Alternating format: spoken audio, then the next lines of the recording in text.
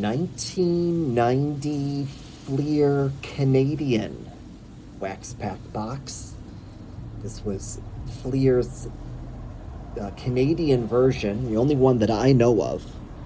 Didn't know anything about it till I happened to see it on Beckett. And this was produced in much less quantities than the American version, so much so that the common cards are worth 50 cents, half a dollar, as opposed to a nickel for the American version. No cards on the bottom of the box, and as you can see, this is a much cleaner box than the one that we have for the American 1990 Fleer set. The rookie cards remain the same, and in this case, we've got the Juan Gonzalez, which is worth $10 as opposed to $1. We've got the Larry Walker, which is also worth $10. He made the Hall of Fame in 2020. The Sammy Sosa, which is a $25 card in the Fleer Canadian set as opposed to $2.50. David Justice comes in at $5 as opposed to 50 cents. And the Moises Alou rookie card that he shares with Chuck McElroy is $1 as opposed to 75 cents. So as you can see, quite a bit more value. Other big ones, we've got Big Mac at $10, Roger Clemens at $10, Nolan Ryan at $10, Dave Martinez at $20, Ken Griffey Jr. $15, Donnie Baseball $6, my Alan Trammell $1. The Players of the Decade cards, the George Brett's going to be $20.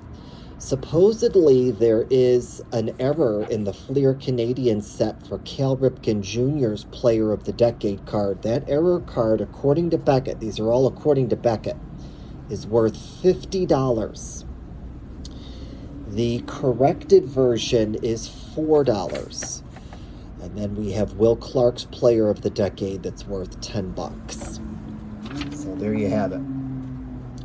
Let's go ahead and pull 2 packs. We're going to do 2 videos, y'all. 2 packs in each video. Now you only get 10 cards in these wax packs. It is a 660 card set, like the Fleer American version, but you only get 10 cards. And the only difference between these cards and the American version is the copyright. And we'll show you that in a minute. And also the nice thing is you don't incur any wax residue on the back card there. Our sticker is going to be of the Chicago White Sox. And if you notice, it's an American sticker. It says 1990 Fleer Corp, abbreviation for Philadelphia, and the zip code 19141, printed in the USA. We start with Clay Parker, and here is the difference with the Canadian. 1990 Fleer Limited LTEE, printed in Canada. That's how you can tell if these are the Canadian version, and that's the only way to tell. There is no French on these cards, and there's no other way to distinguish it from an American versus Canadian version. So it's just the copyright. Clay Parker, got Keith Comstock, Jay Tibbs, Dave Righetti, old rags there, German Gonzalez, Alvaro Espinoza, Gary Thurman, Tim Burtsass, Walt Terrell, and finally Al Newman. So a bit of a dud in that pack. Let's take a look at pack number 2. Pack number 2, no wax residue. The sticker's going to be, fittingly, the Toronto Blue Jays. Very nice.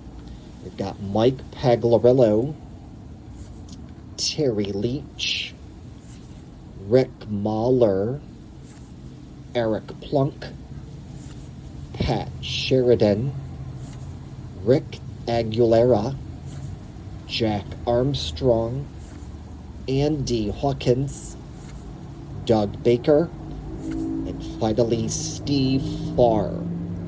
Surprisingly, we have not really pulled any big hits out of this box so far. I think we did pull the Nolan Ryan, if I'm not mistaken, and that's a $10 card, but that's about it. So there you have it, folks. A pair of 1990 Fleer Canadian 10-card wax packs from the box. Thanks. Video 1 of 2, packs 1 and 2. Thanks for watching, y'all. Stay safe and stay tuned. We're fixing to open 2 more packs in video 2.